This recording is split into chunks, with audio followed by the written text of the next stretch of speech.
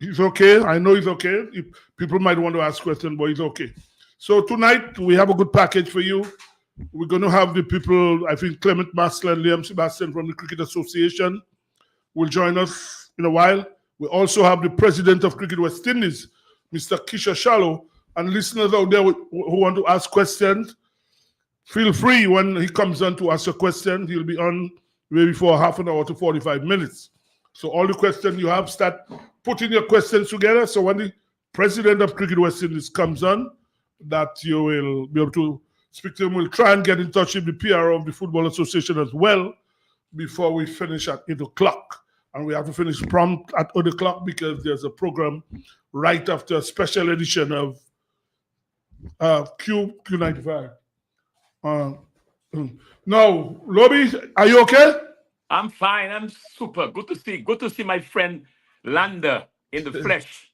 Yeah, he looked in good form. Very good form. Yeah, he looks in good form. He looks like he's ready for takeoff. Ronald, nice to have you back in studio. You have been there for a while. Nice to have you back in studio. Yeah. Yes, I always like to make my contribution. It was necessary tonight, so I'm on again tonight to make my contribution. And as we speak, guys, I think there's a vigil going up in Soufriere now. I mean, London, by the way, we have to express condolences to the family of Dr. Etienne. As you know, the people were shocked when they heard of the death of Clarissa Etienne. And I also want to express condolences to Trevor Bertrand, our friend in Canada, who always listens. In fact, he has two of his daughters play for the state team football. His mom died today. Trevor, I spoke to you by phone, but I just want to express condolence to you, to your entire family, and the death of your mom today. As he said to me, that Sunday they were all together having a good time, and the mom was giving them old-time stories, and life is so fickle, yeah, Ronald? Yes, it's very much. You see a man today, you don't see him tomorrow. So you've got to make the best out of life. I concur with brother. I concur with Lander, do the best of life, Yeah, I tell you, man. And when you think of two people who lost their life in tragical circumstances last week, I mean, you wonder what's happening. And the problem is, Lobby, you hear most of Ronald, the authorities talking about a long-standing feud. Now, everybody know what a feud is. It's a quarrel, a dispute, a débat. In the local language is a débat. So all the authorities knew that thing was going on for a while, and nobody did anything. Now, two people are dead, and then you have a vigil now going on. Two people are blood. And the main thing to me, Ronald, Lobby, a lot of people are probably going to be out of work. Nobody knows what is going to happen now with the business, if it's going to continue. And it's just sad that things are allowed in this country to go on. Nobody does anything, and people lose their lives, and now you have vigils and all kind of things going on. It's just a sad situation. Yeah, it's very unfortunate that we take complacency sometime in large doses. There's a matter going on for a while, especially the guy was in the army. And when you serve in the army, you are programmed to operate in a particular way. When you come back in normal society, it's very challenging for you. And you've got that situation in Dominica for a while with this gentleman. And the authorities did not take the necessary action. They waited for a critical moment, and they're trying to make damage control. So unfortunate. It is, and from the information we have, that guy had done so much in the area there. He virtually built a school on his own, the jetty, and everything else. And when you look at Coulibaly Ridge, it's a top class. Transformed. I've never been there, but they say you top of the line. You see it on television all the time. And the guy seems to be internationally renowned. So you've got somebody with a capacity using their own money to contribute to the development of your country. The guy has a problem, a long outstanding problem with a road to his place, and nobody took action. Lobby, you care to comment? Yes, Sebastian, this is why, and Lander. We're not hearing you loud again. Hold on. Can you hear me? Can you hear me now? Yes, he's done. No. Lobby. Hello, can you hear me? Can you hear me now? Yeah. It's better? I'm hearing you all, Sebastian. I'm not hearing you. I'm hearing you, but it's strange. Go on, I'm hearing you now. Okay, that's much better. Sebastian, there's nothing new, Sebastian. Nothing new in this country. There's a high level of lawlessness for a very, very long time, Sebastian. Do we get redress in the court? I mean, if you walk in this country of our Sebastian and Landa, you'll see so many guys who have committed murder and they walk in the streets of Dominica freely. But you know, as you talk about lawlessness, Ronald was saying there was a press conference today. Can you imagine guns are missing from a police station? Guns. No, you're laughing at that. Like, you think it's a joke, really? It's laughable, Sebastian. Guns have disappeared from a police station. Guns. I mean, you don't know in whose hands are these guns. I mean, this is something else, man. Sebastian, are you surprised? This? Of course I'm surprised. I cannot imagine that guns will be missing from a police station. Guns. They just had an amnesty, they declared. So, and they're telling people to bring in guns. And now guns are probably in the wrong hands, as Brick said some time ago in his song. Guns in the wrong hands. When was this amnesty issued in Dominica? A few months ago, they had this amnesty and they extended it. They extended their amnesty. And now guns in the wrong hands. Is there a penalty?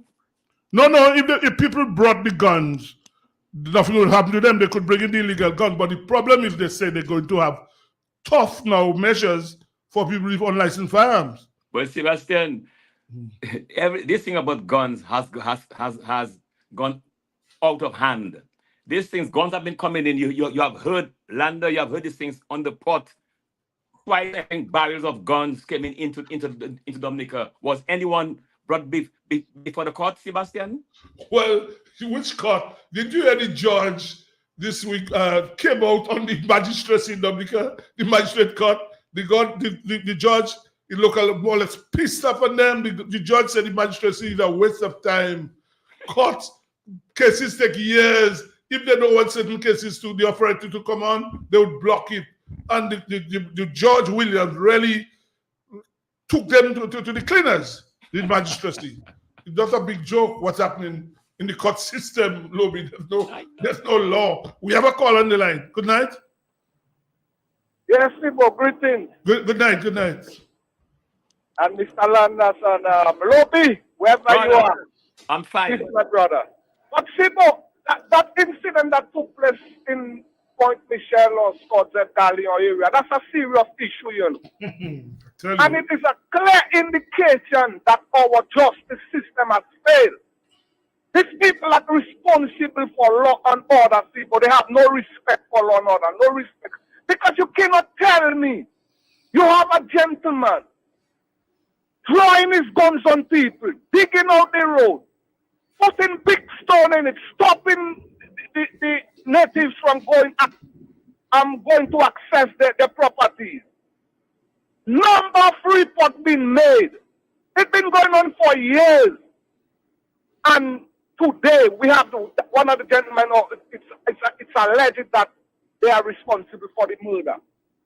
See, I put that clearly in the hands of Roosevelt Skerritt, the police commissioner, Raymond Blackmore, all of them. They are responsible. See, but my name is Leroy Shillingford. I don't tune 95 to take responsible for what I say. Bob Marley. Yeah, we they are responsible for what happens. See, but you cannot have a system in place where somebody's been threatened, allegations have been made, reports have been made, and nobody's doing nothing. And now we understanding this guy is a passport seller. He has high links with those attorneys that sell in the past. I mean, what kind of country is that, Sibo? That cannot happen no other place. An incident like that should never happen. Here you have a gentleman that is willing to give his life for Dominica, and because of lawlessness, he and his partner, they are not dead no more today. You know about the contribution he made with the school and everything. But it was sad, man. It was really irritating and pissed me off, Sibo. What's going on in Dominica? It's time for them things to stop, man. Anyway, I'm listening. Yes, sir. I think we have another caller. Yes. Good evening. Good evening, gentlemen. Mr. Landa, Mr. Sebastian, how you all doing? Very good. And Lobby is there as well. Oh, Lobby's far away, Lobby. Lobby, good night, Lobby. How are you doing? How is Buffett State? Well, Buffett said, it's Buffett said, you know, it is nothing better. Blue, you said him on fire. One is, yeah, he's almost your neighbor. You saying he's far away? Oh, okay, neighbor. He's almost your neighbor when he's here. Anyway, make your point. Why? I'm Sibo. Run by the way things happening in Dominica. We just have to be always on the lookout. Anytime we walk in something, we have to watch over our shoulder. We driving, we have to watch over our shoulder because we never know, somebody might just. Good point. Yeah, Good somebody might point. just tell us about you all the time talking nonsense and what they say. So it's time for all you to go and do all your business. Because it's not a real sad situation. I'm there looking at the videos. And it's really sad looking at it, eh? Oh, the one in Soufriere, right? Yeah, it's really Yeah, sad. but that could have been avoided. That could have been avoided. These two people had that conflict going on between them. The man, you know the man doing so much for the area. All you kind of closer to the peddler. Call the peddler on the side. Call the other one on the side. Speak to them. And let them see if you can iron out that dispute between them. And make the man that is how you call that is being charged. Make him know. Let me tell you something, bro. You're not a Dominican. You're there with us. You're doing your passport dealing. Thanks. But that road belongs to the people of Dominica. It's not your own. You have what that is your own. You know where your boundary is. Do not trespass. And they should have policemen there dealing with Mr. all the time. Policemen were not there, but no police there. Like they're patrolling there. Doing what? When the people needed you, all you were not there. And now, 2 lives went in the most miserable way. It is so sad to see how these 2 people just go like that. Anyway, gentlemen, and Jerome, good night. I see you must be looking at your handsome son on the TV. Have a good night, Thank gentlemen. you, Blue. Thank I'm you. listening. We have another caller. Good night. Good night. Good evening. Good evening, Sibo. Yes. I have 2 pertinent points on the table, and when I finish, you don't have to answer me now. It must open room for discussion. Number 1, Sibo, you don't hear in Daniel Carbon saying St. Joseph Police Station is in 3 separate dormitories. We in New York, man, or England, Sibo. For St. Joseph to a 3 police station. And Mr. Sebastian, you want to put the icing on the cake. I know this afternoon, me, you, and the entire world listen to Talk on the Block with the white man and that land and the Chinese. All I can tell Mr. Skerrit, if they don't do what they have to do, you see what transpired last week, Friday there. You suppose the white man does take an M16 and decided that's going on a rampage. Is he a white man? The guy that was on Tuesday, white man? Rampage, Sibo. Sibo, good night. Good night, good night. Yeah, well, Ronald, It's so unfortunate. The tone is set at the top. Dominica is grossly mismanaged. And I'm speaking from experience. Advised the Freedom Party for 5 years, the Workers' Party for 3 years, and this current regime advised them for 15 years. And these guys are very limited. And consequently, they surround themselves with loyalists that are more limited than them. And what you're seeing is a lot of negative social and economic indicators, not only in crime, but in agriculture. What is our main agricultural export? We've got water flowing into the sea every day. Why don't we have a big water industry in Dominica? We import all types of water, and not only import them, but in plastic bottles. So we've got the little plastic. Look at the setup for tourism. St. Kitts was so far behind us. And St. Kitts has set up Point Zante. 2 cruise ships can park in Point Zante, and Point Zante is a village in itself. Look at where the cruise ships have to park. Roseau, when you arrive in Roseau, first thing you see is Gary Hotel. Then you go into Roseau, see the state of the roads, the sidewalks, the traffic jam in Roseau. It's a mess. It's so unfortunate. When you go down to the Deepwater Harbor, when you arrive at the Deepwater Harbor, what do you see? You see a very untidy environment. Luckily, when the tourists go in the outskirts, Dominica is still very beautiful. And the most important area, Sibo, we need to talk about a bit, is sports tourism. Well, it's something we have to talk about probably next week, because I don't think we'll have much time tonight, because we have 2 guests outside waiting already. And time, but It's a topic by itself. But no, what we can do, probably have time before we close. Maybe we can touch briefly on it tonight and continue next week. That's probably what we can do. Because so we probably have one more on that topic, and then we take our first break, and then we move on. Yeah, good night. Hey, Sibo, blessings quickly. What's up with all you? We're good. We're very good. God bless. Sibo, what about 3 months now? The gun amnesty, 2 months going on, 3 months or more? Well, I don't know. It's about that. Yeah, it's about About that. 3 months now.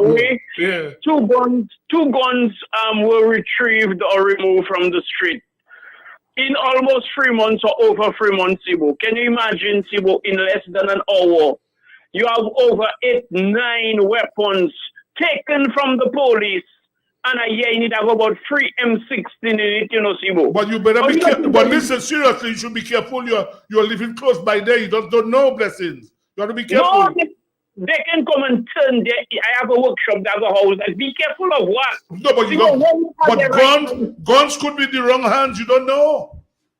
You No, don't know. so you mean that they will come by me and look for guns, or they'll bring guns for me? No, they might get rid of you, blessing. You don't know. You are, Sibo, COVID, Hurricane Maria, Erica, then everything gets rid of people. Somebody must go.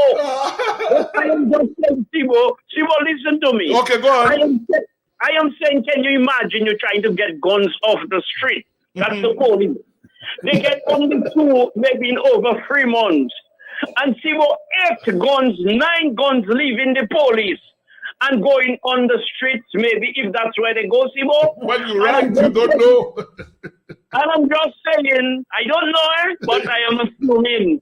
Sibo, can you imagine the no law, no constitution? Yeah. That is what the alleged criminals did, you know. If you're not red, you're better off dead. Mm-hmm. So if the brother was not red, he's better off dead. So you have a clogged piper saying he left a legacy for others to emulate. And then he said that, he made an indelible mark, but he was erased so easily. You left an indelible act, but a mark, but you was erased so easily. Criminals that are run in this country, gentlemen. All of us have to be careful, but me myself, I've made up my mind. 1 foot in. Be careful. Watch yourself. Watch yourself down there. Watch yourself down there. Thank you, Sibo. Watch yourself, please. Okay. Thank you. I think we have one more call up on that, then we take a break because we have to move on. One more on that. Good night. Hey, Sibo, good evening. Good evening, Sibo. Good evening. Yes. And my partner, Ronald is there. Ronald is there. Good night. And Sibo. Mm-hmm. And Lobby. And Lobby is there. Lockhart, Yes, sir. when last you came out, you come out from the Gardens Gate. I passed there I'm coming down yesterday. by the health center. Well, I haven't passed there for a while. Tell me, Well, one of these days, just take a walk for it to see the little piece of sidewalk coming out from that gate to go down toward Hara. Well. I feel so sorry for old Forest lady because that gets bad. Holes. And this week I've got no remorse for people. They seen it, I've got the sidewalk because they're among so that little piece of sidewalk toward the convent prep fence. Oh my God, if you see that, that's a disgrace. And it's not too late like that. I cannot say nothing but before they say I'm politically or what is it. But see, I feel sorry for the old white lady. Okay. Thank Your you. husband tried to hold, but she fall. Thank you. So that's what I have All to right. say. Okay. Okay. To make a quick Quickly, point there, quickly. very, Take very a break quickly now. before we take the break. When you look at the botanical gardens, I was raised in the botanical gardens, and you see the state of the gardens at this point in time. The only green spot in Roseau, how it's deteriorating, and now it seems to be a party area. But I saw something. What is really going on I there? don't know what is going on. I saw some tents, a whole tents set of tents on the and stage. stages and so on. Maybe there's You some know, party I don't know going what's on again. going on there again. Yeah, I saw that. You know. I saw that. Anyway, we'll take our first break now, Lambi. Yeah, first break. Yeah.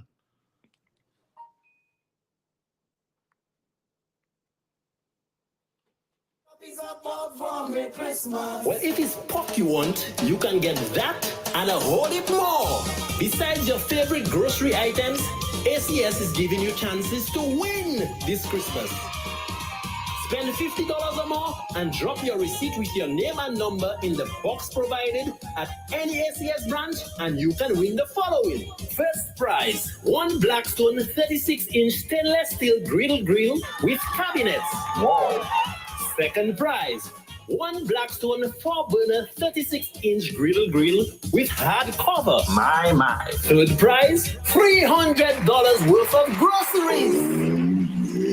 And 3 lucky customers will win $100 worth of groceries each. So spend less, shop at ACS, and win this Christmas. I want a piece of pork for me Christmas. Rudolph Thomas Enterprise in Portsmouth, your suppliers of building materials and hardware products.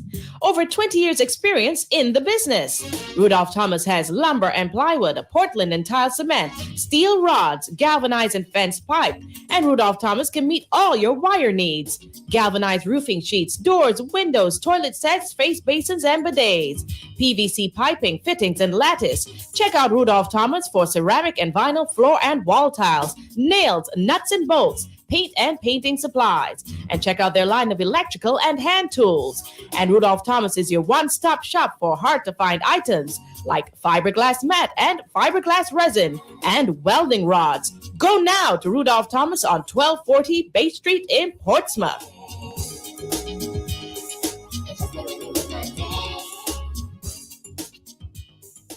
I want a piece of pork for me Christmas. Well, if it's pork you want, you can get that and a whole heap more.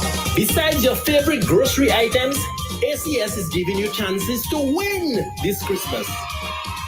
Spend $50 or more and drop your receipt with your name and number in the box provided at any ACS branch, and you can win the following. First prize, one Blackstone 36-inch stainless steel grill with cabinets. Wow. Second prize, one Blackstone 4-burner 36-inch grill with hard cover. My.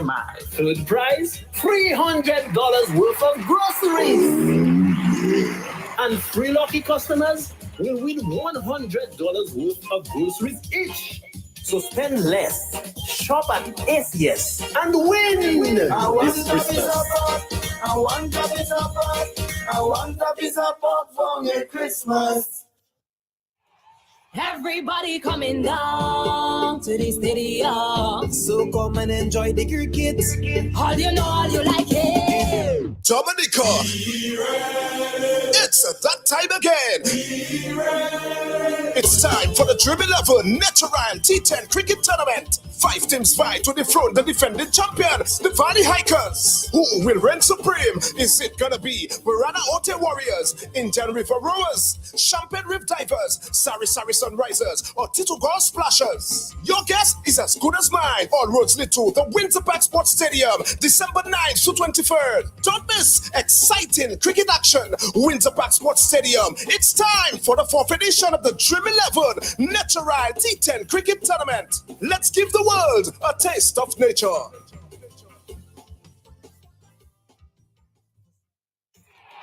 Everybody coming down to the stadium. So come and enjoy the cricket. All you know, all you like it. A taste of nature. Dream 11 Natural T10 in Dominica 767. Giving them a taste of nature. Dream 11 Natural T10 in Dominica 767. Everybody coming down to the stadium. Come to see the Valley Hikers and the Tito Golf Splashers. Everybody coming down to the stadium. To see Sari Sunrisers and Barana Ote Warriors. Everybody coming down to the stadium. To see Indian River Rowers and the Champagne Reef Divers. Yes, they coming down. So come and enjoy the cricket. All you know, all you like it.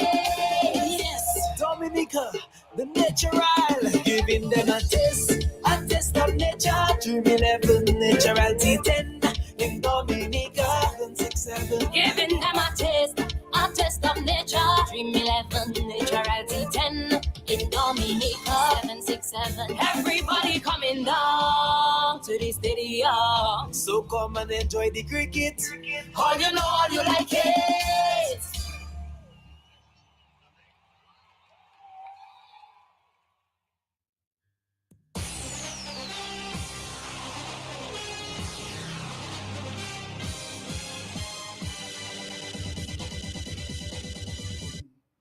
Well, we are back. We have with us the first vice president of the Dominican Cricket Association, Liam Sebastian. We're supposed to be joined by the president himself, Mr. Masler. So let's hope. Well, it doesn't appear that we'll be joined by Mr. Masler, but we have Liam with us, who is the first vice president and the person mainly in charge of that. Liam, you start. Well, just a correction, second vice president. Oh, the second vice president, sorry. Well, I think as you just heard the theme song, as I said, everybody is coming down to the stadium. So it's the fourth edition of the T10 competition. It's a tournament that has grown, vastly over the 4 editions that we have held. And I think the persons who are not or haven't had a taste of nature, as I said, come down to the stadium is exciting cricket, and also an opportunity where we used to project Dominica in that sense, where we can mix sport with the natural sites and so on. We have, as all the teams are named after some of the sites that we have. So do we still have the 6 teams like we had last year? Yeah, this 6 teams: Tito Gorge Splashers, the Valley Hikers, the defending champions, Barana Ote Warriors, Indian River Rowers, Champagne Reef Divers, and Sari Sunrisers. What is there an involvement of an Indian organization in this program, in this cricket program? Yeah, the title sponsor is Dream 11. That is a company that is well known for cricket. They sponsor the World Cup, the IPL, most of the major tournaments. So they have been having a lot of T10 competitions in the Caribbean. But I think maybe it's safe to say for us as Dominica, maybe we are the forefront at this point, because some countries are still maybe on the 2nd edition and not knowing when they're having a 3rd, and we are now hosting our 4th edition, and it's safe to say that we think that they are satisfied with our product. Toby, you want to ask a question? Huh? You want to ask him a question? You want to ask a question? Continue. I'm listening. Continue. Yeah. So can we explore using that entity, Dream 11, with some tourism promotion in India and other places close to India? It is. What we do, because the broadcast starts from India. So whatever is done, we have to get approval from India. So it starts from India and it goes all across the world. And as you said, Dream 11 is a major platform that is used across the globe. So the streams, it's on social. So it starts on social media, and then it's broadcast across the globe. So what we do during the matches, not only the sites that the teams are named after, but sites around Dominica, we use that as a platform to showcase some, because Discover Dominica as well, they're on board with us in terms of that aspect and promoting. So we use it as an opportunity to promote the country. This is very good high quality entertainment, fun cricket, and a lot of people are gaining interest in cricket because of that fun involved and the entertainment in the cricket. But this is an area that I would really want you to focus more on, together Discover Dominica, where we can use that product to project Dominica. As you said, all the teams, they are named after sites in Dominica. And if you can display those sites and project the beauty of Dominica, we can get some people to visit us, thereby bringing a spike in economic activity in Dominica. We saw in some of the past editions, maybe not as many as we expect, but some, especially when the tourist ships were in port, that we would find persons coming into the stadium and purchasing some of the team uniforms. I mean, they have no idea who the players are, no idea some of the sites, but they got the information that there's something happening, and we have sold shirts to some of the tourists coming in on the ship. So that is an opportunity. In one of the past editions, we had 2 female teams, Berry Lake Aces and Shodia Pool Diamonds. So it's something that we use the teams to name after some of our sites, so that through the broadcast, persons will see not only cricket on the field, but they can see what Dominica has to offer in terms of the nature. And that's why the tournament, the tagline is A Taste of Nature. In the second edition of the T10 was live on television. Are we going to see it live on television this year? Well, that is something that we will confirm tomorrow. But in the event, even in the event that it's on television, it still has to start from the social media platforms, because that is contractually we have to get the permission from Dream 11, because that is their platform is used on the internet for betting and so on. But that is something that we're still exploring, and we're hoping that we can get it again on the TV station. So by tomorrow we will have something on that, because we start on Saturday afternoon. What about local radio? Will it be on local radio? Yes, it will be on local radio. DBS is a sponsor, so it will be on DBS. And I'm not too sure if it will be transmitted on your station, but DBS for sure. So it will be live on DBS? Yes, it will all be the live on matches? DBS. All the matches from Okay. from Saturday. Well, that's good. So people out there can follow. How many overseas players can we expect during that tournament? Each team has 2 overseas players, ranging from Trinidad and Tobago. We have 2 from Barbados, St. Vincent, St. Lucia, Grenada, and Antigua. So we have 12 overseas players, 2 per team, and these are the countries that most of them come from. And for Dominicans, we expect Alec Afanas and Kavim Hodge should be in by next week to join the team, right? Yeah, they will be available at some point. Kavem, tomorrow is the last they finish day. tomorrow. The 18th finishes So tomorrow. we asked them to reroute him to Dominica. So he should be in Dominica over the weekend, hopefully. And Alec? They're finishing tomorrow on Saturday. They're finishing on Saturday, so he's scheduled to come to Dominica on Sunday, and then he has to leave for another engagement. But he will play in the tournament, so once he's available, we will get a chance to see him. And today's his birthday as well, so say happy birthday 25 to years him. today, Yeah, but he will. They will be available for the tournament. Kavem will be available for more games than Alec because he will be well. Well, the West Indians goes to Australia, as you know. Right, next year. So yeah, they will be available at some point. Yeah. Well, we are now joined by the president of the Cricket Association, Mr. Masler himself. And Mr. Masler, I'm sure you're happy that this 4th edition is starting on Saturday. Yes, Sibo, it's always good. Well, let me just say good night to the listeners of Q95 and Sports Rap. It's always a pleasure being in studio. And while I was driving there, I heard you say, well, apparently he would not be there. But Sibo, I wouldn't pass up an opportunity to really interact. And I am confident that the junior Sebastian can hold his end very well. So again, good night, and it's a pleasure being here. And we're looking forward to having another successful Dream 11 tournament from the 9th to the 23rd of December. Any new innovation in this year's tournament in terms of the rules? Because this year's IPL, we had this impact player. Any new innovation in this year's tournament? We don't have any new innovation in terms of rules, but we have a few innovations. For instance, for the fans, they will have an opportunity to get some cash, sponsored by Aspect. So once the ball Aspect is the acronym for what? Architectural and Environmental Services. Architectural and Environmental Services. That's a local company? Yes, it is. That is. Okay. Once the ball goes into the stands, Hold on. Take your time. You said that too quickly. Let people out there know that. Because up to now I have known that. Ronald, did you hear what he said? You picked it up? Yeah. Take your time again. Repeat it. Aspect is the acronym for what? Say it again. Environmental Services. We offer project management as well as pest control services. Okay. All right. Okay, we have it. Go on now, Leon. Right. So Aspect is the sponsor for the one-handed catch. So anybody in the crowd, any fan who takes a one-handed catch will get an opportunity to get some cash, and it's for the duration of the tournament, but it has to be one-handed. And so we still have the opportunity, and I guess it will also create some fun once the ball goes into the stands.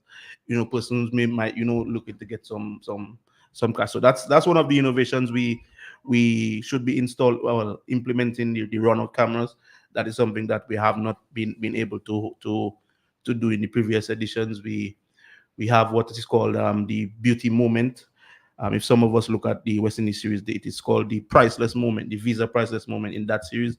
In our tournament, it is called the Harris Paint moment of beauty. So at the end of the day's play, we believe is the moment that really changed the match will be highlighted on the various platforms.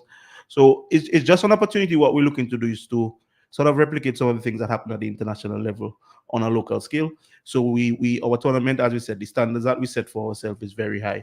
So we look to try and improve from tournament to tournament.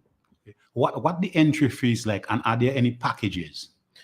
Because of the entry fees, if we think it's very reasonable, there are no packages. It's $5 entry for the preliminary rounds and $10 for the playoffs. So that would be the standard for the tournament: $5 for prelims and $10 for the playoffs. And you get to enjoy 2 games. So once you enter, that's it. If you re-enter, I'm sure if we had verify that as well. But once you enter in the stadium, you are entitled to looking at the both games. One start at 12, the other at 2:15. Mr. President, a lot of people feel that the T10, particularly for younger players, is not the best thing. You care to comment on that? It may not be the ground in which you develop test players, but it is definitely an entry into what is required at the international, regional, and international level. It is also a good ground where you understand the demands on the rigors of being in a professional setup. Likewise, it is a good boarding ground for white ball players. So to further answer your question, I think if we want to have test batsmen, I don't think it is the area where you'd get the best exposure. But nonetheless, you are playing cricket, so the basics of batting, bowling, and fielding well, it also applies in the T10 format. So though it has limitation, yet we could also look at the advantages that it offers to players on a whole. Liam, hold on. Somebody is asking, was that from overseas? What's the cost of a jersey, Liam? Somebody wants to know. What is the cost? The uniforms are limited. But actually, it's Brian Felix who played cricket for Dominica. He's up in the States. Yeah. He wants to know what's the cost. But it's $125 for the uniforms, but they are limited, and I'm not sure how many we have left. But I know because the limited. So where can he get one if he wants? At the DCA office. So okay, Brian. I'm sure you listening. You just got the answer, so you know what it is.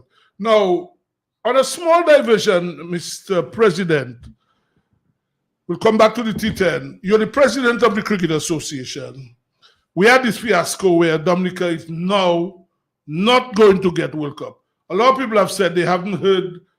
When the authorities are quiet, they're saying nothing like, to hell with the people, they don't care. You need to say something to Dominica as president of the Dominica Cricket Association and a director of the West Indies Board as well.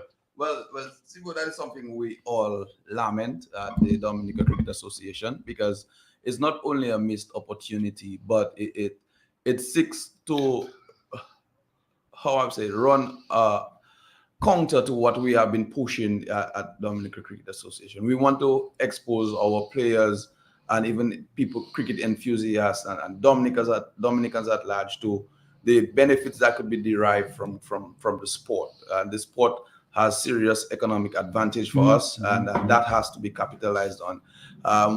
And not only that, I think in discussion, I'm of the firm view in the discussions that are being held right now is about the cost of running such an event. I heard today Barbados took a loan. If I'm the government took a loan $20 million to ensure that they capture the opportunity. St. Vincent had already pledged $30 million to do this, and in the state in Broward County, in Florida, is building a stadium from scratch to do that. In New York as well, the owners of one of those venues are now adding 5,000 seats. Because I think in New York now it's going to Long Island. They're building a stadium in Long Island. There is the one in Tampa where the owner is trying to add in an additional 5,000 seats. These are seriously expensive ventures to host the cricket. We in Dominica, we had about 19 million, right? One may say it's a lot of money, but it is, and I agree, it is a lot of money that is not in cricket. Because if you have 19 million, or let's say 10 million injected into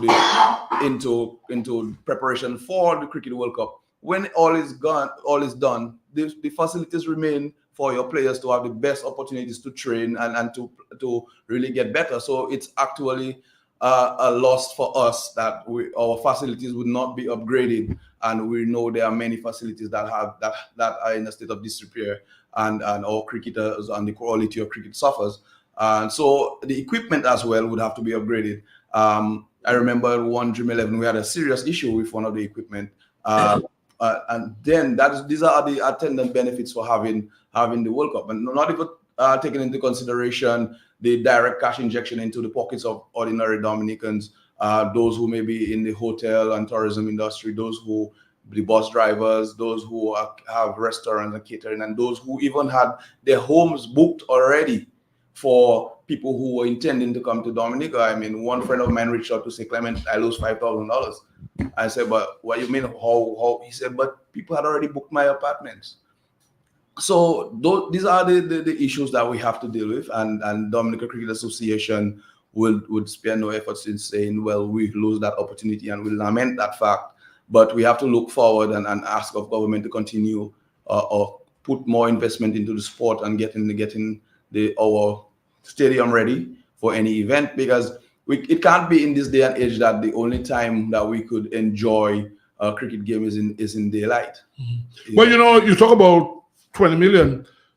A T20 match now is what? 4 hours. 4 matches, 16 hours. If you had to pay live TV 16 hours, you probably pay more than that. More than that. More than $20 million. Easily. So Dominica being showed to the world. Yeah. And you know what we must tell people, it was not only the West Indies matches. Yeah. It could be a match Australia against India, England against Pakistan. So Dominica would be beamed. The whole world will be seeing Dominica for 4 matches. Remember, we're not getting just any match. It wasn't like the ordinary round. Right. The Super 8. So exactly. It could be any one of those big. That's what I'm saying. So that's what I'm saying. The money, 20 million spent, and the publicity you will get way outweighs that. So, but not only that, if you spend that money, you do not expect in one event to make it back. True. But it's an investment in your assets. So you're going to have that asset in perfect form to gather more than 20 million over. Let's say if you're looking for 5-10 years down the line, you should exceed that by 6 or 5 times. So it is really something that is disheartening for us, and we are just looking forward for the day when Dominica would never be in that position again, and getting the opportunities, and our people are able to benefit from that. But the worrying part of that, if you don't do it now, when the World Cup probably will never be done. That's what's worrying. Well, we missed the 2007 World Cup, and then how many years again? 20 odd years ago. The next time the World Cup will come maybe 15, 20 years from now. Yeah. Because remember, there are 20 countries playing the World Cup now. Yeah. So it rotates. Yes. So if you don't do it for a World Cup, I don't see how they're going to do it. Anyway, there's a question. There's a question from Zai Emmanuel. Will the players be paid? And is this a semi-pro competition? He's asking. Will the players be paid? And if this is a semi-pro from Zai Emmanuel? Well, yeah, I would say that it's semi-pro. Everybody involved in the competition will be paid the as you said, the standard that we set for ourselves. It's a high standard. So even from the production that we have, what you will see just from a cricket match is of a high standard. So the players will be paid. The management of the teams will be paid. It's basically a franchise tournament in that sense, and that's what we're trying to have, where all the teams will be able to do all this stuff on their own in terms of the uniforms, and then the DCA will just be the executing agency. So in local terms, I guess we can say it's a Dominican version of the IPL in that sense. Maybe not on the financial aspect of it in terms of what we can afford to pay, but in terms of the standard and the quality of what we're executing, I think that's what we're trying to do, and I think we were well on our way to do that. Yeah, because of our severe limitations, we did not do a proper cost-benefit analysis of the T20 international competition. And if we have done a proper cost-benefit analysis, we would see the benefits far outweigh the costs. For example, simply the tourism promotion, as Lockett spoke about there, promoting the destination all over the world. And the president spoke about the direct effects of the monies coming into the economy to spike up our economic activity. Economic activity is low in Dominica, and that would be a perfect opportunity. But unfortunately, limitations, people did not do the cost-benefit analysis, and money should not be a problem right now in Dominica. However, with the T10, what I noticed with T10, you create a lot of energy. I see a lot of energy. I see a lot of entertainment. I see a lot of interest in there. How could we translate that energy and interest in developing cricket generally in Dominica, the longer version of cricket in Dominica? Well, it's something that we use in the energy from T10 to sort of spill over into the other competitions and the other teams that we have. So, for instance, each team has 2 females as part of the group. I mean, they are not able to play in the tournament, but we have them there to sort of learn and get experience, so that when there's a female group, they will be a step ahead maybe where they should have been. So the energy that we have, and we have seen that the energy is very high in terms of the participation, persons willing to come in. Even the president himself, we actually had to pull him out from playing from the You mean he's not playing this year? No, we prevented him from playing the competition. So what we're looking to do is just to use that energy, because the energy is very, very high. And if we can get the players to understand that, okay, there's an avenue for you to make some money, and then, but at the end of the day, you still have to focus on the other formats, the other competitions, because there's not a T10 national team. So at the end of it, the goal shouldn't be just to play the HIL T10, because you cannot represent the West Indies at a T10 level at this current point. So we're just hoping that the energy will transfer into the other formats, and we're trying our best to to do that sort of thing. Yeah, that'll be very good. Because hold on, we have a caller maybe for them. Good night, caller. Hi, good night, gentlemen. I'm on the subway, so I hope you guys to New York. We're not hearing you clearly. He's on the subway. Muffled. Oh, you're on the subway. When I get off the subway. Go on, ask a question. Go on. Are you hearing me clearly? We're hearing you now. Yeah, go on. Okay, I always feel proud when I hear these 2 young guys. I mean, at the helm of organizations like the cricket organization.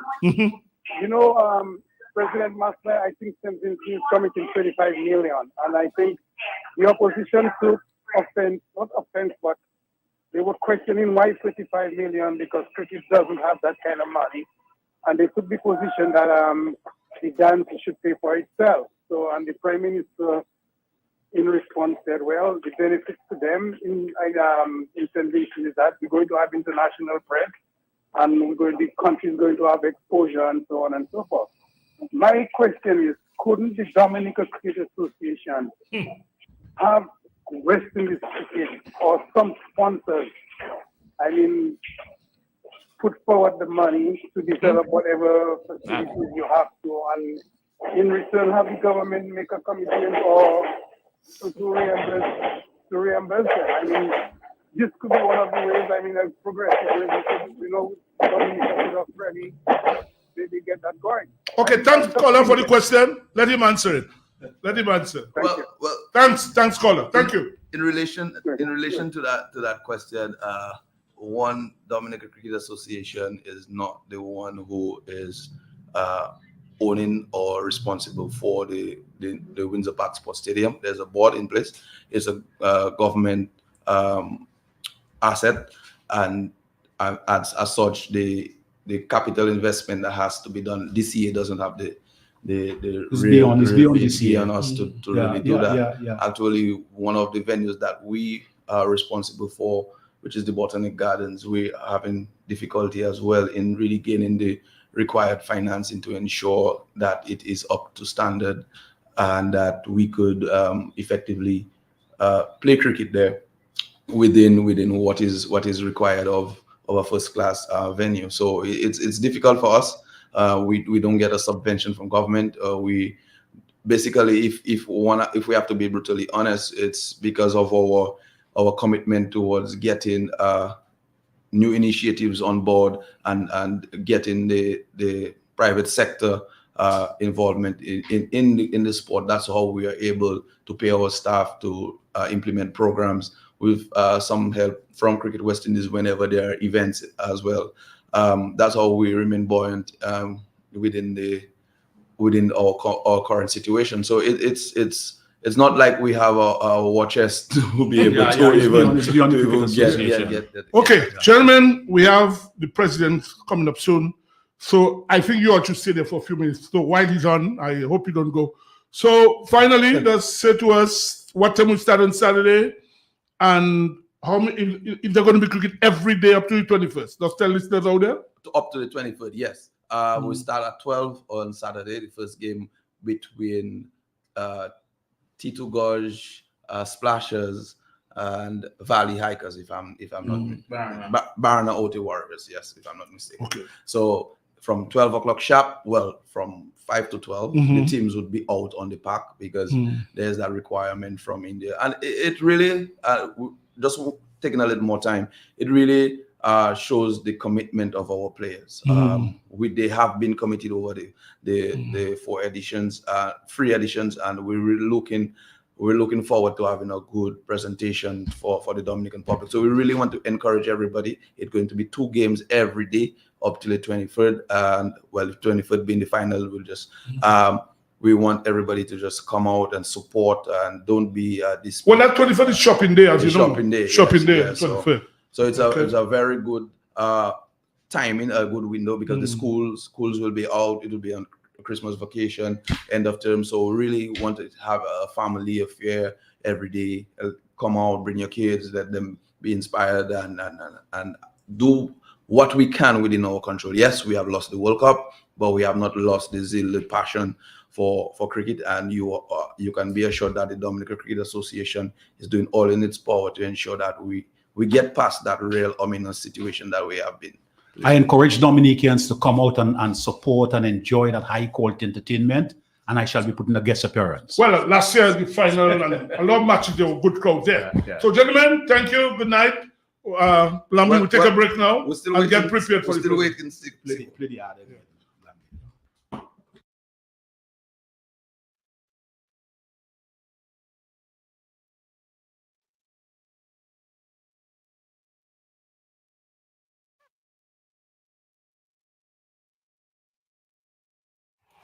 Everybody coming down to the stadium. So come and enjoy the cricket. All you know, all you like it. Dominica, it's that time again. It's time for the Dream 11 Natural T10 Cricket Tournament. 5 teams fight to dethrone the defending champions, the Valley Hikers. Who will reign supreme? Is it gonna be Barana Ote Warriors, Indian River Rowers, Champagne River Divers, Sari Sunrisers, or Tito Golf Splashers? Your guess is as good as mine. All roads lead to the Winter Park Sports Stadium, December 9th to 23rd. Don't miss exciting cricket action. Winter Park Sports Stadium. It's time for the 4th edition of the Dream 11 Natural T10 Cricket Tournament. Let's give the world a taste of nature.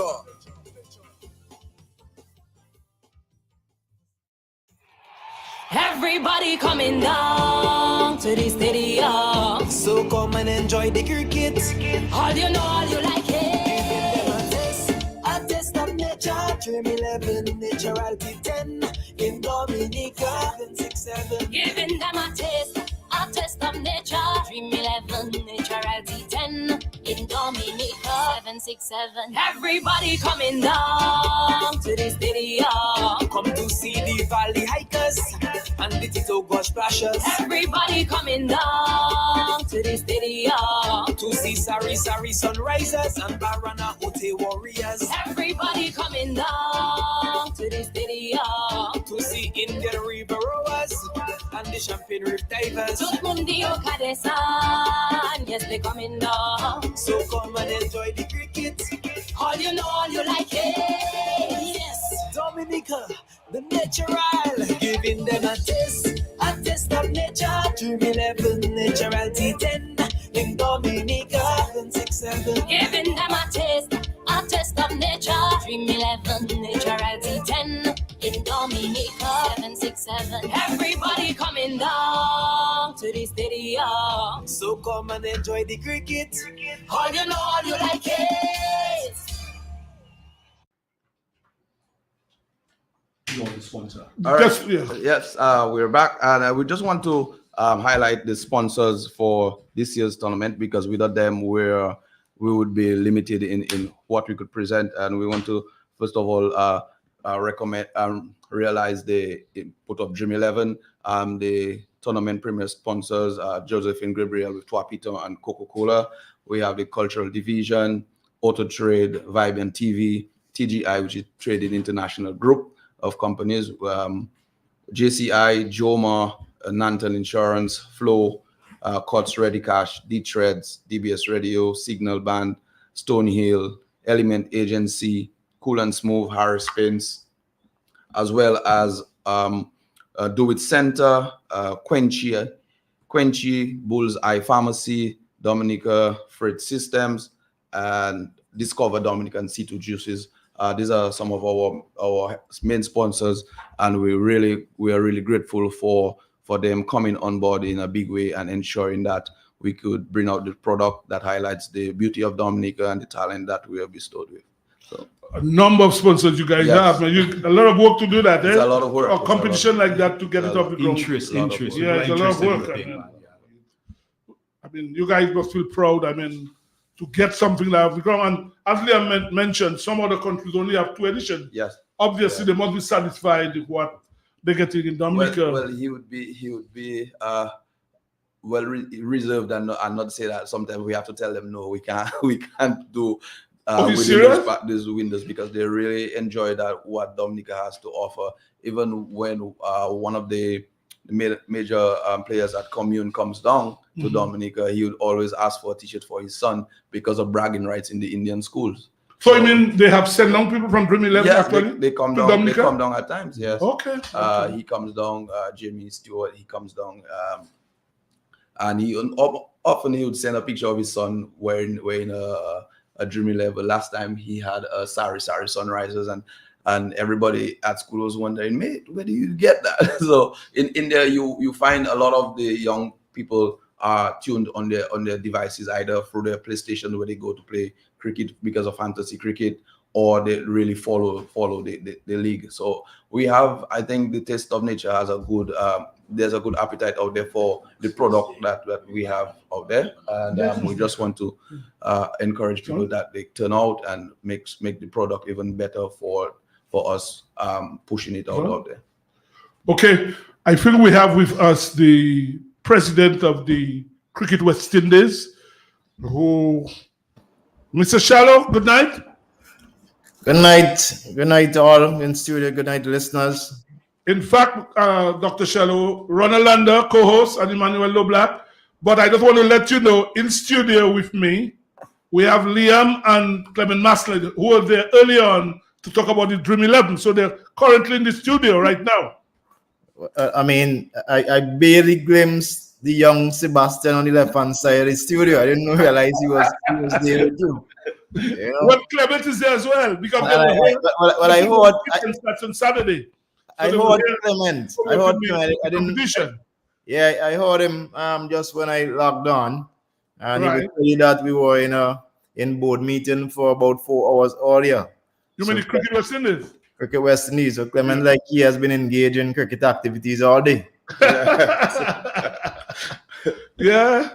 So they were here, probably. So obviously, I told them to stay on for a little while we'll be on the program. So I guess they themselves might make an input, or if you want them to make an input, that will be up to you, because you are the main guest.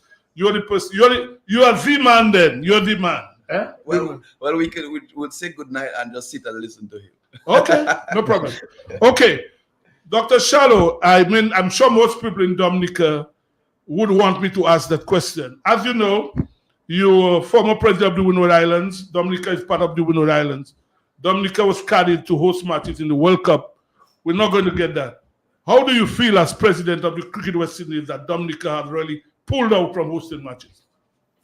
Of course, there's some disappointment there. And to be quite frank, it's more about disappointment for the Dominican people, because this is a tremendous opportunity, almost once in a lifetime for some.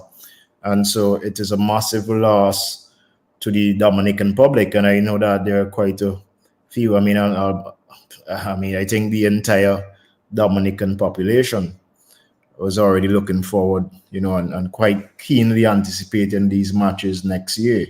That is the kind of interest we have been receiving so far from this World Cup from all over the Caribbean, and Dominic is no exception. And it's quite unfortunate, but I mean, I understand the circumstances around the withdrawal from Dominica, and hopefully, not too long from now they'll be able to see some international cricket, because I know Dominicans absolutely love cricket. I remember the last time we hosted Bangladesh Day last year, it is one of the better cricket atmosphere I've experienced in the Caribbean for a long time, right? And I could only imagine what T20 cricket would have been like, especially World Cup would have been like in Dominica. So it's unfortunate, but it is life. And again, from a Cricket West Indies perspective, we look forward to hosting more international cricket in Dominica, hopefully in the near future. Let me just tell listeners the numbers to call: 449-3095, 449-3096, 616-4257, 449-3097. The overseas number 305-432-9624. President Shallow, when the bid is accepted, is there a fee each country has to pay to the ICC? Yes, the process includes you submit your bid, indicating that you have, and there were different bid packages, and I think I explained this on different programs in Dominica already, but there are different packages. So there are packages for group stage, for the Super 8, for the semi-final and final, and then you have one for the media hub as well. So 4 packages, and each country would have submitted bids accordingly, and they would have been rewarded with those matches that they bid for in most cases, and you were expected to pay subsequent to being awarded those matches. I think we have a caller. Hold on, Dr. Shallow. Maybe somebody wants to ask you already. Good night, caller. Good evening. Good evening. Shame on Dominica. Shame on the government. It's very bad for us. I can't believe that the government have Dominica in that situation, in that state. Everything is going wrong under these people watch. We need to do better than that for our country, and let's hope that we can get those people out of office so Dominica can smile again. Thank you. Yeah. Okay, Dr. Shallow, are you confident that the Cricket West Indies can be able to deliver a good product next year, June? Absolutely. There's no reason why we shouldn't. In fact, there's an inspection currently taking place with an ICC delegation / Cricket West Indies team. And so far, they have identified opportunities for acceleration in terms of development of the facilities, because all the facilities in the region, barring none, require some level of upgrade. And this includes from lighting to outfield to pitch, and other facilities around each stadium. Then you also have improvements being done in terms of hotels and hotel stocks and so on. So there are multiple things, and the assessment is very comprehensive, right? You have in fact a delegation. I'm currently in St. Vincent, and just 2 days ago the delegation was here, so I had the opportunity to engage them. And there was 20 of them actually traveled to St. Vincent, a delegation of 20, right? Because they're looking at every possible thing, all the different factors, the dynamics around hosting the World Cup, from where the cameras are going to be set up at the ground, to the hotel rooms, to the equipment and so on related to the pitches and everything they have checked. So, I mean, if you get a delegation of 20, then you must know it's a comprehensive exercise. And the feedback has been quite positive so far from that delegation. And they're saying that they have absolutely no doubt that by next year, the region is going to be ready. What we are racing against is not necessarily June, but we want to ensure that everything is in place by May next year, right? So that, you still have a few games. You have the warm-up games early June, and then you have the official matches from around the end of the first week in June. So we have absolutely no doubt, no reservation at all in our minds that we are going to be ready and we are going to deliver a spectacle, one of the best World Cups, I think, if not the best ever put on by ICC next year. Okay. We have another caller. Good night, caller. Yes, good evening. Good evening to you, Sibo. Good evening to your guests. Good evening to all the hardworking men and women of Dominica. Me too, I am really disappointed that Dominica... Yeah, but caller, now it's okay, we understand that. But do you have a question for the president? We understand that people are disappointed, but what do you want? Any question for the president? Yes, I do. So, Dr. Cristallo, my question to you, any idea as to what happened, why Dominica falls short? Or can you just inform me as to what requirement Dominica could not have met, why they decide to write this letter. I mean, you mind going into details? Well, I don't think that's a fair question for him, really. That question is, I mean, I'm not sure if it's up to him if he wants to answer that. But I doubt the president can answer that, really. I mean, I think there's no secret that has been there out in the public. The government of Dominica put out a press, but at least a statement, and so there's no need for me to echo or emphasize any of those points. Is obviously, I expect Dominicans to be disappointed. I know the government is disappointed as well, because listen, the reality is, and the frank truth is that every government in the region, and from my interaction, I had my first engagement on this matter originally was at the CARICOM Heads of Government meeting in Trinidad and Tobago on July 4th this year. And I could tell you everyone was quite enthusiastic, all the leaders, including at the time and still is chairman, your prime minister, right? They were all quite keen, and I'm sure very, very keen still on the World Cup event. And by suspect circumstances, unforeseen circumstances would have influenced the decision. And I know it could not have been an easy decision. Right. So while I understand that it is not ideal, especially for the people of Dominica, it is the reality. And from a Cricket West Indies perspective, which is here why I'm here, and to offer our perspective, we appreciate that people will be hurting in Dominica about missing out on this opportunity. In fact, we have seen people in Jamaica, right, St. Kitts, and even in Grenada, how they have responded to their governments not making a bid at all for this World Cup, and it is a tremendous hurt for those persons who would not be able to witness and enjoy cricket in their country, right? But again, we are quite confident. The president of the Dominica Cricket Association, who is on this call, Clement, and who is also Cricket West Indies director, he knows for sure that we will bring international cricket to Dominica again in the near future. And so the people there, they are going to have an opportunity to enjoy international cricket again. It just means that it won't be at the World Cup next year or during the World Cup next year. Okay, we have another caller. Good night, caller. Yes, Sibo, I would like to ask the good doctor, greetings, doc, whether there is a penalty when a country present a bid and win that bid and then pull it out. I think there should be a penalty, because that could deprive other countries of maybe hosting those games or the scheduling and everything. So I just want to know if there is a penalty on Dominica, if Dominica gonna get a free pass this time. Thank you. Yeah, absolutely no penalty to Dominica. I mean, it is, like I said, no government is going to pull out of the World Cup without just reasons, right?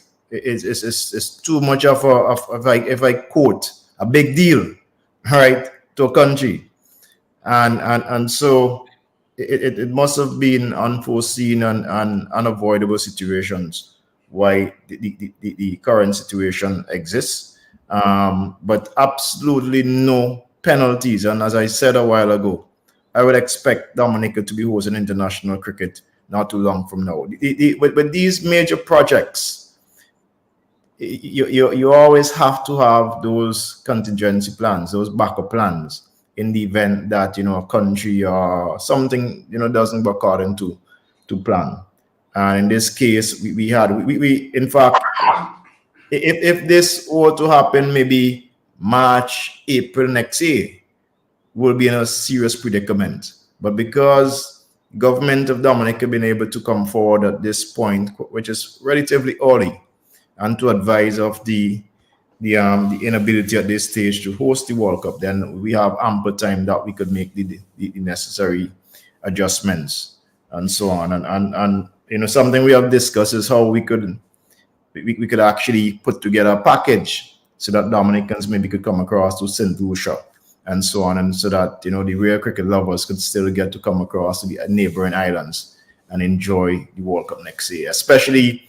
And I have no doubt that, I'd be quite surprised if if let me rephrase because it's a very sensitive matter. As the goodly senior and junior Sebastian would know, when it comes to selections, you gotta be careful. So, but I won't be surprised if Alec features in that World Cup next year.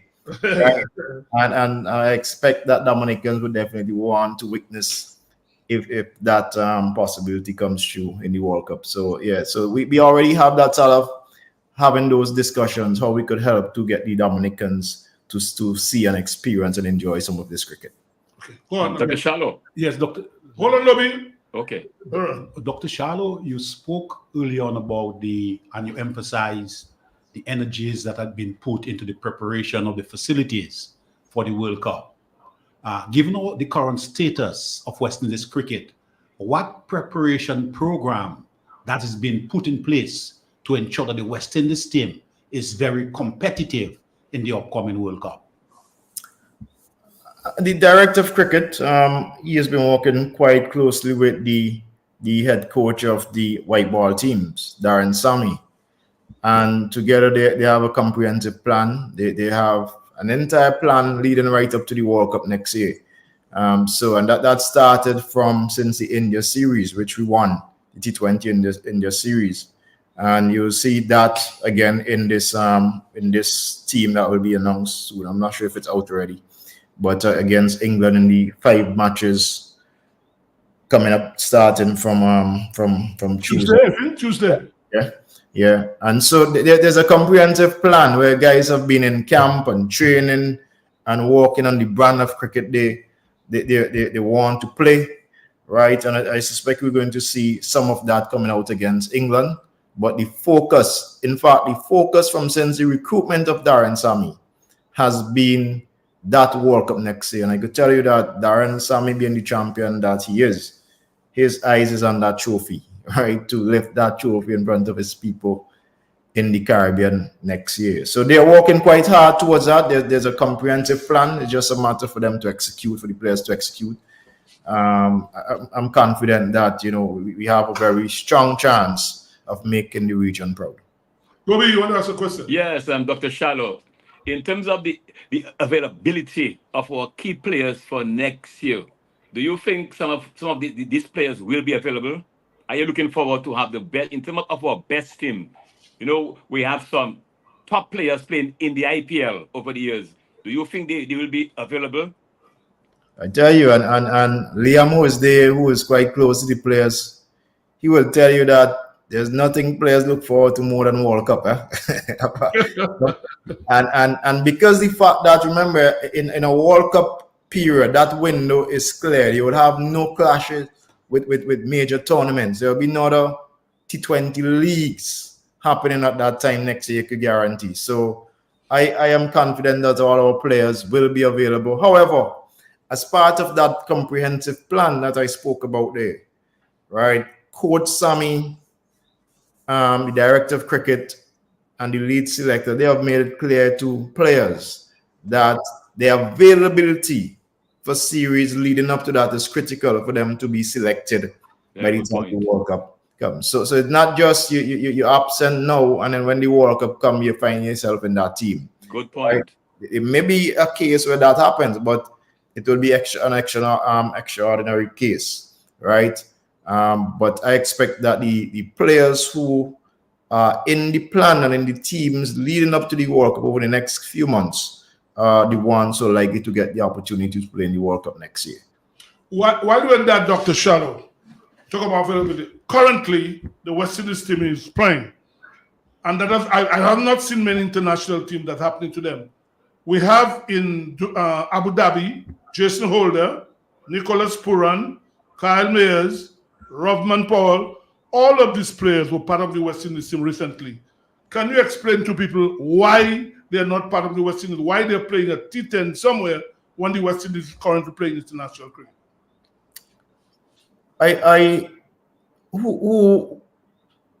So the T20, I was made aware that most of these players who were selected will be back in the team for the T20 tournament. So it may be a case where persons were not selected for this one-day series, right?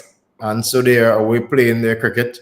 But I imagine if they are selected for the T20 team, that they'll be playing against England in a few days.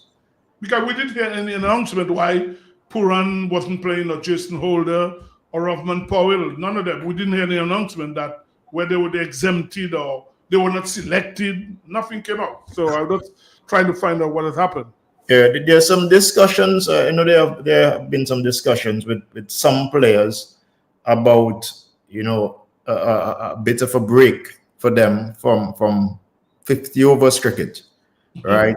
Or maybe just some time to consider their future in 50 overs cricket. So I think that is definitely one of the factors, and maybe a conversation or conversations were held with a couple of those players. But again, I would expect once they're selected, I expect them to be in the team against England next week, Tuesday. In fact, I heard Moeen Ali saying today that was his last match in the T10 because he's heading for the Caribbean for the 45 T20s. I heard him saying that today. Right. Now, I would expect all the players, because again, I made it clear a while ago. Well, the head coach, the director of cricket, and the lead selector, they have made it clear that in order to be eligible for the World Cup next year, you have to be part of the plan now. So and I know all these players want to play for West Indies at a World Cup. So once you're selected, I have no doubt that they're going to make themselves available.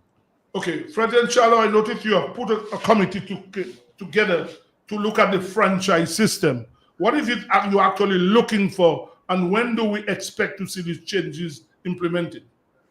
Yeah, the reality is that we have spent so much money on the franchise system over the years, and the idea behind the franchise system is a commendable one that I think could really produce some favorable outcomes, right? But it currently still lacking in structure and system, and it has been the case from inception, right?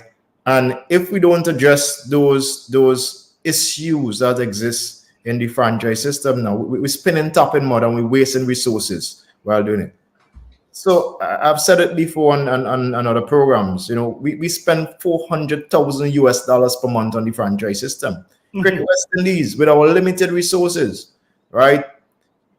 With our inability to inject that, you know, significant funds in grassroots and primary schools, cricket, and so on, right? We spend $400,000 per month on just the 6 franchises, right, in the franchise system. And we have players who are allowed to go in leagues, who are not committed to training, right? Some franchises don't have a full-time head coach in place, and these different things. We can't afford to be spending this kind of money and investing in a system like that. You know, it retards our progress. And so we have put together a delegation. We started this process some time ago. In fact, last year, I chaired a committee to review the franchise system. We came up with several recommendations. So these recommendations will form part of the report from this delegation that is going around to the 6 franchises. And this delegation is a small team of 4 led by the Director of Cricket, Miles Bascom. And they are going and making the observations, engaging the administrators of the franchise system, and hopefully they identify those deficiencies, because what we want is a franchise system that is working. But if it is not working, then we have to think about how we move forward with it. At this point, we are confident that we could fix those deficiencies and that we can get more output, more favorable outputs from the franchise system if we were to address those deficiencies and certainly get more value for that investment we're making. Well, as you talk about this money, how is it about finances, Mr. President? Well, most of our revenue, you know, the funds are generated from when we host international series. So when we host India, England, and to a lesser extent Australia. Those are where we own our big bucks, so to speak. And that is through media rights and so on. Not necessarily gate receipts, right? But those broadcast deals, that is how we generate. And of course, we have other sponsorship and so on that we get that generate. So on average, we are like a $50 million US organization. But there are years when we do not quite make that. So for example, if we host a Sri Lanka or a Bangladesh, although the cricket is very competitive, right? You don't have the eyeballs to attract the same amount like if you're playing against India with that huge population, right? So that is one of the challenges that we have. But we do generate significant, amount of money and revenue. But we still need to do more. We still need to generate more. So what we have discussed is diversifying our revenue streams, not relying on only those big teams, the India, the England, and in terms of eyeball and attractive broadcast deals, but try and find other means of income that will help us to be more financially sustainable as an organization. So in those years when we don't necessarily have those high profile tours, we're still able to make sufficient revenue to fund our grassroots or to invest more in grassroots and our pathway development program for cricketers. So it's something we are addressing now. What we have discussed is exploring a new commercial arm, and that we also currently discussing about 4 other initiatives that we could take on as an organization to increase our revenue. Yes, Dr. Shallow, you made mention about the grassroots development. Is there any consideration being given for a program to develop cricket in the member states in collaboration with the respective cricket associations? Yes, we had a vibrant program addressing grassroots cricket a few years ago, but that is because we had Scotiabank as a sponsor then. Since Scotiabank has sort of pulled out the region, it created a gap which we haven't been able to fill, right? We have some programs on a much smaller scale with Republic Bank, and we also continue the discussion with them to see if we could scale up and get this program as vibrant as it once was, to sort of address that introductory phase into cricket, right? To get those young boys and girls, maybe 5 and 6 and 7 year old, just loving cricket, right? So we're trying to find partners so that we could address that gap. Also, there are other areas. So one of the legacy programs and projects we are hoping to come from this World Cup next year is that to try and get to those schools and to the grassroots age group, so that we could get them involved in the sport and hopefully keep them attracted after. Lobby, you want to ask a question? Yes, Dr. Shallow. I've been looking at West Indies cricket. I'm looking at what the deficiency in the bowling department, fast bowling, genuine fast bowlers.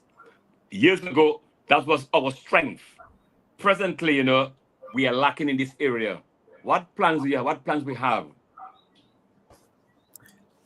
There have been different programs. I spoke to had a very good conversation not too long ago with the president of Guyana, Dr. Orfan Ali, and he was quite interested in having an academy in Guyana set up with main focus initially on producing fast bowlers for West Indies, right? So that is one thing we can do to identify some players, and put them in a program focusing on developing. But the truth is that if we go across the region, the entire region, and we have kiddies program and talent identification program, we are going to find several young players with the potential to bowl fast, and not only very tall fellas, because we have seen greats like Malcolm Marshall, who aren't necessarily tall, but skillful people who could bowl. But we have to identify them. Another factor is preparing pitches that are conducive and encouraging to fast bowlers. That was my next point. Yeah, if you have pitches that are flat, and from the fifth over of the match, it is spinning, then you're not encouraging many fast bowlers, and teams are just going to be whether opening the bowling with spinners, at least bringing them in the attack very early. So we have to look at that. And Cricket West Indies has introduced point system and so on at the junior levels to incentivize teams to bowl more pace, so you get points for fast bowling wickets and so on. So there are different things, but we realize that this is an area that we have to improve on. We need to generate more fast bowlers. In fact, we need to generate cricketers all around, because our talent pool is not broad enough as is. So we have to find ways to identify more cricketers and then create a structure that they stay in the program for as long as possible, so that we have our pool, at a size where we could choose to, we could have maybe multiple teams, have a test team, a one-day team, a T20 team, have bench strength as well, because that is where the world is going. We need to expand. Question, Dr. Shallow. But one week ago, it's ironical that you should talk about the bowling camp in Guyana. And if a Guyanese who is really doing well in South Africa as the Guyanese fast bowler, President Shallow. But maybe Dr. Ali now is busy with other things, President Shallow, so he can't concentrate on that right now, because as you know what's happening with this Venezuela nonsense. So anyway, go on, Lobby, with the question. Yes, you were talking about the pitches. You have been around, you have looked around the islands. Which countries you think that the pitches need immediate improvement on? I don't think any of the countries now could say that they are comfortable, they're content with the pitches that they produce. In some cases you would see pitches play consistently in terms of bunks one match, and then the next day you see a different sort of performance from the pitch. So I think it's an area for improvement, and I think all of us across the region need to aim to improve, to attempt to improve. I think what is necessary is more sensitization, more education in the area of pitch maintenance, especially, right? There need to be, it has gone past the days when I remember when I used to go down to Annisvale as a boy, and you had a couple men preparing pitches, and they would tell you exactly what they're producing. Short right? Boy, right? Shorty and Tall Boy, and these men had this thing locked in their head, this science in their head, right? That they could tell you if they put X amount of bucket of water, and at this time of the day, they will produce certain things. But it has evolved, pitch preparation has evolved, whether climate change and all these things, I'm sure, have played a part. But we have to move and advance with the science, and we haven't done that well consistently across the region. So this is something that we are addressing at Cricket West Indies. Currently, we have 2 people in the region who are sort of leading this, Crafton from St. Lucia and Travis from Antigua, and they are working with other people from ICC, 1 or 2 persons from England who are helping us. But what we need to do is ensure that this goes right down to all the groundsmen at the different grounds across the Caribbean, because we need to produce better pitches to encourage, good competitive cricket. I mean, Liam, who just finished playing first class cricket not too long ago, he would tell you that, when as a batsman, as a batter, right, you turn up at a game and you don't know necessarily what you're getting, and it affects your confidence as a batter, right? You go out there and you might get a ball at your ankle and you're out, after preparing for a week. That is discouraging for anyone, right? And you're talking about a woman's career on the line, right? You may not get another chance to perform. And so it is very important, and it is only fair to our players that we produce better pitches. And so some efforts need to be put there so that we could improve this sooner than later. Were you satisfied with what you saw in India with their pitches? In India has lovely pitches. Compared to before. Well, yeah, I could only speak for now. And the pitches, if you look at players coming into the India senior team, just look at a player's first class record, right? And if you see the number of these players who are averaging 50 and above, it must be that they have good pitches. And what we have seen, it is not just flat docile pitches, because they have fast bowlers coming through as well. Yeah. They have good spinners coming through. So what they're producing in India is good cricket pitches that is conducive to for the development of both batsmen and bowlers, right? And that is what we need, you know. So again, we probably need to network better with these people, find out what they're doing right, and try to adapt the best practices. Dr. Shallow, there is a lot of controversy about the exclusion of Darren Bravo because of his age. I'm of the firm opinion that you need experience and youth in every team. Will the West Indies Cricket Board at some stage come with a policy on age selection? Yeah, there's absolutely no policy on age. Yeah, if Lockett or Liam come decide they want to make West Indies tomorrow and they scoring or performing, you see, like, have to consider them. But the strange thing, Dr. Shallow, the lead selector played until he's 40 years. So it's ironical that people talking about age. Desmond Hayes played until he was 40. Yeah. But I mean, but Clement would tell you that this is a discussion we had even today in the meeting, and we established that there's absolutely no policy on age when it comes to selection, right? I mean, players should be considered. Yeah, and I think what needs to happen is better communication as well with our players to sensitize them that once they perform, they will be selected and what they need to do to be selected and so on, and not necessarily. And with selection, it is not one thing in isolation. So it's not, you know, producing runs at the original level only, but it is, you know, your past history. Because one of the things that we have also observed in our cricket is that there's a wide gap, a major gap between regional cricket and international cricket, or regional cricket and international cricket. And so your performance at our level may not translate, right, to performance at that level. Certainly not you know, as we want, right, as we would prefer it to be.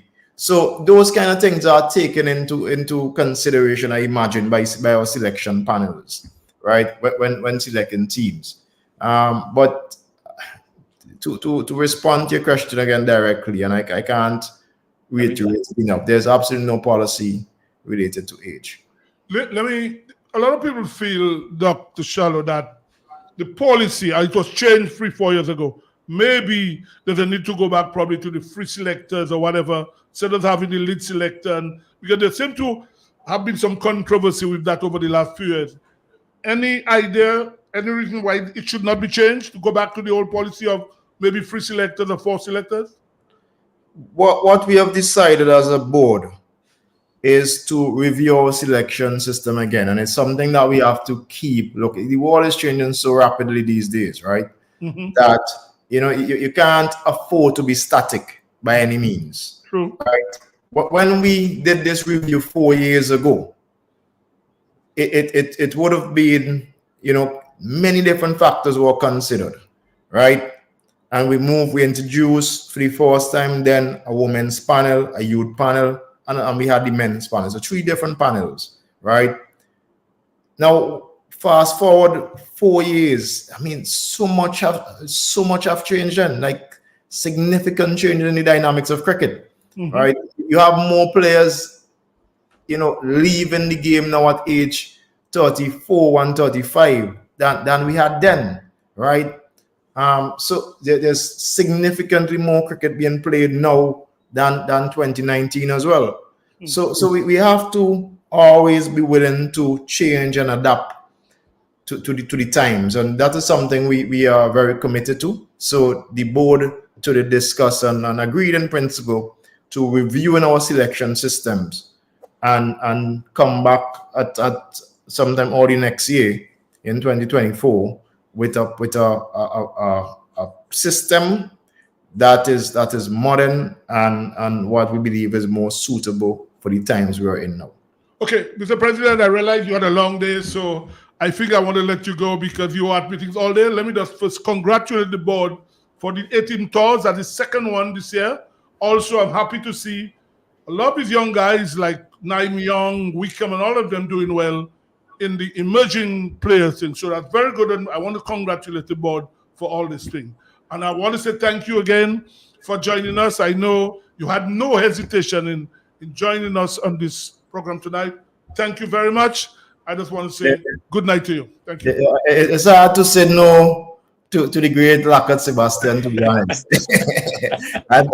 and so despite receiving a few warnings about this program, I decided I have to brave it and come and represent my good friend and comrade Lockhart. And anytime you call on me, then I'll be more than willing to come, especially when we talk in cricket. I mean, there's nothing I probably enjoy more than talking cricket. Thank you. Thank you. Yeah, let me just use this opportunity to encourage the entire Dominican public to come and support the fourth edition of the Nature ILT10. I had the opportunity to experience it while I was there in Dominica, I think it was last year. And what these fellas, I mean, Clement, who is now the president, and Liam, you know, where they have taken this tournament in such a short space of time is absolutely incredible, right? I think the only T10 tournament that is right up there in the region with this Nature Isles is the Vinci Premier League, and that is probably that is probably only because we actually started it, right? But it is certainly a fantastic tournament. Seeing not only the local guys but some of the other guys coming in from the other islands as well and across the other region.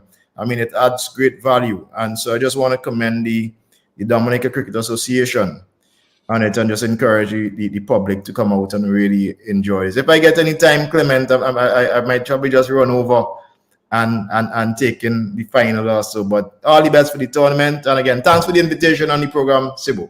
Thank you. No problem. Thank you, man. Thank you. We'll take a break now. Take a break. Thank you. All right. Thanks, man. Everybody coming down to the stadium. So come and enjoy the cricket. All you know, all you like it. Giving them a taste of nature. Dream 11, Natural T10 in Dominica. 767. Giving them a taste of nature. Dream 11, Natural T10 in Dominica. 767. Everybody coming down to the stadium. Come to see the Valley Hikers and the Tito Gosh Splashers. Everybody coming down to the stadium to see Sari Sunrisers and Barana Ote Warriors. Everybody coming down to the stadium to see Indian River Rowers and the Champagne Reef Divers. Mundio Kadesan, yes, they coming down. So come and enjoy the cricket. All you know, all you like it. Yes, Dominica, the natural, giving them a taste of nature. Dream 11, Natural T10 in Dominica. 767. Giving them a taste of nature. Dream 11, Natural T10 in Dominica. 767. Everybody coming down to the stadium. So come and enjoy the cricket. All you know, all you like it.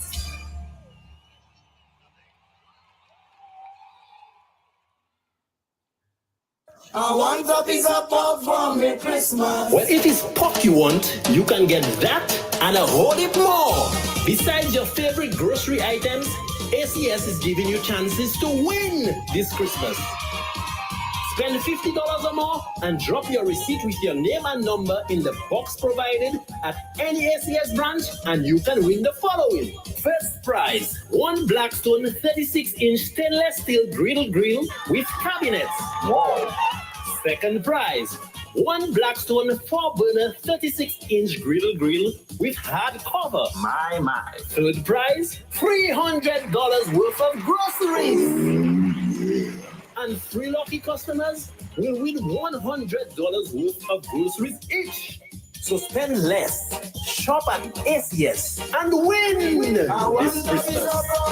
I want a piece of pot. I want a piece of pot for your Christmas. Rudolph Thomas Enterprise in Portsmouth, your suppliers of building materials and hardware products. Over 20 years experience in the business. Rudolph Thomas has lumber and plywood, Portland and tile cement, steel rods, galvanized and fence pipe, and Rudolph Thomas can meet all your wire needs. Galvanized roofing sheets, doors, windows, toilet sets, face basins, and bidets.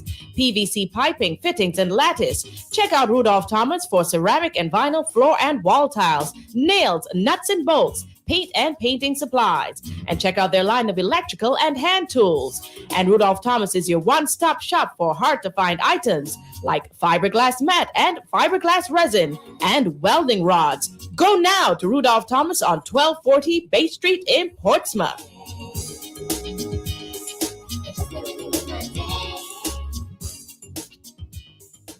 I want a piece of pot for me Christmas. Well, if it's pork you want, you can get that and a whole heap more. Besides your favorite grocery items, ACS is giving you chances to win this Christmas. Spend $50 or more and drop your receipt with your name and number in the box provided at any ACS branch, and you can win the following. First prize, one Blackstone 36-inch stainless steel grill with cabinets. Wow. Second prize, one Blackstone 4-burner 36-inch grill with hard cover. My. Third prize, $300 worth of groceries. And 3 lucky customers will win $100 worth of groceries each. So spend less, shop at ACS, and win I want this a piece Christmas. of pot. I want a piece of pot. I want a piece of pot for me Christmas.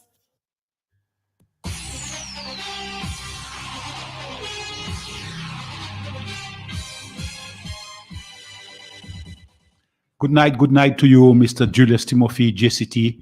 I saw you 2 days ago, and you look very well. Keep the faith, trust in God. Something will happen, my brother. All the best, my brother. I'm happy to hear that.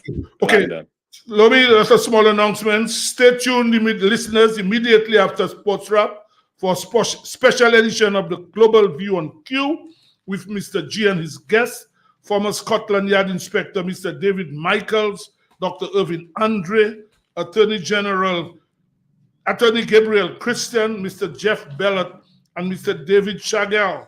The circumstances surrounding the recent disputes and homicides in the Soufrière area will be revisited following the arrest and charges laid against 2 American men. The idea is to learn lessons from that situation and find ways to prevent this from occurring in any other area in Dominica. Stay tuned for the Global View on Q, live on radio, TV, Facebook, and YouTube from 8 p.m. tonight with Mr. G. Okay, listeners? See where you can read the news, man. Read the news. Okay, we have a caller. Good night. Good night. Hello? Hello? Hello? Mr. Mena. Hello? Yeah, hello? Are you listening? Are you hearing me? Yeah, we hear you. Go on. Are you hearing me? Hello? Yes? Let me. Is your guest still there? No, he just left. He's gone? Yeah, he's gone. Okay, because I think it was a good program. Yes. And I think he spoke about the grassroots. Babs, is that you? Yes, Babs. Okay, yeah. He spoke about grassroots, and I wanted to tell him that it was a very good idea to get the T20 World Cup in the Caribbean, not only Dominica, because as he said, they want to get the young people to love cricket more. And I believe that was one of the good reasons for bringing in the World Cup, to get Caribbean young people more interested in cricket so that they could love the game. And Dominica withdrawing from this, to me, is a very, very, very big disappointment. Yes, because we will be focusing on the young people, seeing big cricket in our doorstep. And then if you look at the World Football Club, you will see that they concentrate on the young people. And that's why the countries they bid to have the World Cup. I think the next Football World Cup is it's in Canada, Mexico, and America. Yeah. So they concentrate on the young people. And that is what we need in Dominica as far as cricket and football is concerned. Especially our young men. And what better way to do that by bringing these big international players here for them to see. Thank you, Babs. Thank you. Very good. Thank very, you very very much. good, Babs. Thank you. I believe it's a very big disappointment that Dominica is not able to host the matches. Thank you, Babs. Thank you. Thank you. Yeah, we have another caller. Thank you, Babs. Yeah. Yeah, we were in the lobby. Yes. You want to say anything? Yeah, I want to something, Sebastian. You know, on the on the Pottersville Savannah, Sebastian. I have to, because what I want to say, Sebastian, when the school was built by the Canadians, there wasn't any disruption on this Savannah. And the only thing we have around between Roseau, you have Goodwill, you have Pottersville. That's all you have now. Well, there's concrete now on the field. Concrete. But you see, my concern, Sebastian, is what are the sportsmen doing? I mean, we can say so much here, but what are the sportsmen doing? Well, it's not sportsmen, you know. What are Dominican people doing? Full stop. Dominican, listen, the World Cup, a big event, a global event, has been taken from Dominica. And you don't hear anything. In fact, the authorities are mute. In other words, like they say, to hell with you all. Go to hell. We don't care. Yeah, they're mute. Nobody said, you Pakadia, yeah. Everybody quiet in Dominica. And then next week, by next weekend, as I said, trucks will be offloading in the dead of night. Ham and turkey. People will be getting ham and turkey and they'll be quiet by next weekend. Yeah, that's what will happen. Everybody quiet, not sportsmen alone.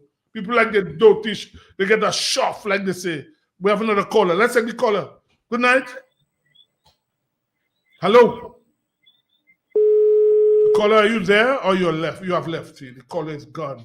Sibo, let me say good night to everybody. It was a pleasure coming to give you some support tonight, Sibo. You're a good man, and I'll always give you the support when necessary. Thank you, my brother. Always, man. I'll say good night. I'll talk to you later. Hope everything is okay. Good night, Ozzy. Lobby? Yes? Sibo? Yes? No, when you're talking with the tournament Dominica, the T10, and that you're hearing that players will be paid. Yes. What's going to happen to the normal cricket tournament in Dominica? What is it? You mean the league? There's no league going on now? Yes, the league. No, there's no league on now. You don't think we'll get players to come and play? Players will be looking forward for T20 now. Well, I don't know. I mean, there's no league now. They played it after the T10 earlier this year. They played the league, so we have another caller, Lobby. Let's take the caller. Yeah. Good night. Yeah. Sibo. Yes. Pottersville have nobody living, not Pottersville. The Pottersville have nobody living. Yeah. Pottersville have hundreds of people living. Hundreds.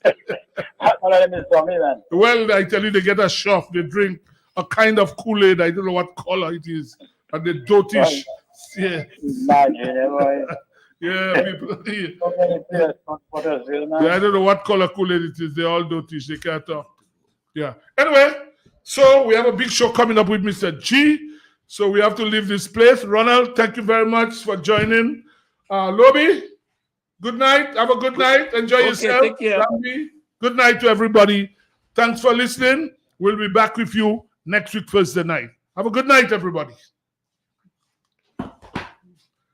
Enjoy your program, bye.